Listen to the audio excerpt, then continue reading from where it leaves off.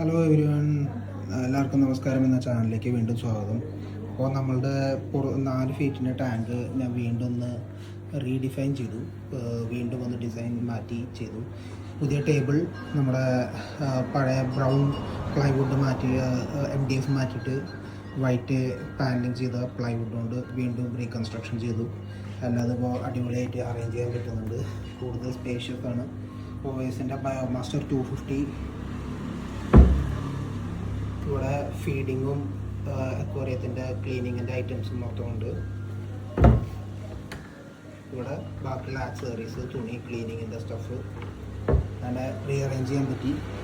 പിന്നെ ഇതിൻ്റെ ഉള്ളിൽ ഇപ്പോൾ 4 ഓസ്കാറും ബേബി ഓസ്കാറും ഒരു ബേബി സിൽവർ അരവാണിയുണ്ട്.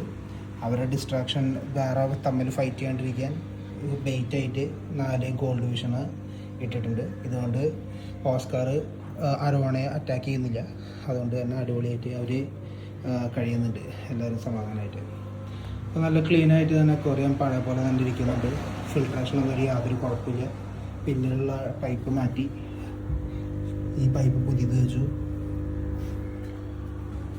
അങ്ങനെ ബയോമാസ്റ്റർ 250 നല്ലൊരു ഫിൽട്ടർ തന്നെയാണ്. ഇപ്പോഴും യാതൊരു കുഴപ്പമില്ല, അടിപൊളിയായിട്ട് ഓടുന്നുണ്ട്.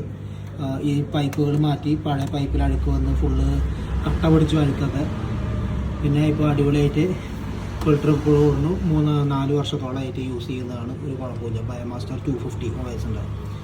ഓക്കെ, ഹീറ്ററുണ്ട്. പക്ഷേ നമ്മുടെ തൃശ്ശൂർ നാട്ടിൽ കേരളത്തിലായതുകൊണ്ട് ഹീറ്ററിൻ്റെ ആവശ്യം വരുന്നില്ല. ബാംഗ്ലൂരായതുകൊണ്ട് ഹീറ്റർ മേടിച്ചതാണ്. ഇപ്പോൾ പക്ഷേ യൂസ് ഇല്ല.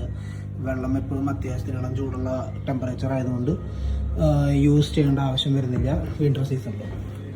ഇവിടെ നമ്മുടെ വലിയ അരോണയ്ക്കും ചെറിയ അരോണയ്ക്കൊക്കെ കൊടുക്കുന്ന ഫീഡും പിന്നെ ബാക്കിയുള്ള സപ്ലിമെൻറ്റ്സും കാര്യങ്ങളൊക്കെ ഇവിടെ തന്നെയാണ് വെച്ചിരിക്കുന്നത്. ഓക്കെ, അപ്പോൾ ഇതാണ് അക്വേറിയത്തിൻ്റെ സ്റ്റാറ്റസ്. എല്ലാവർക്കും ഇഷ്ടപ്പെട്ടെന്ന് വിചാരിക്കുന്നു. സംശയമോ അല്ലെങ്കിൽ വേറെ എന്തെങ്കിലും സജഷൻസോ ഉണ്ടെങ്കിൽ കമൻറ്റ് ബോക്സിൽ രേഖപ്പെടുത്തണം. Thank you so much.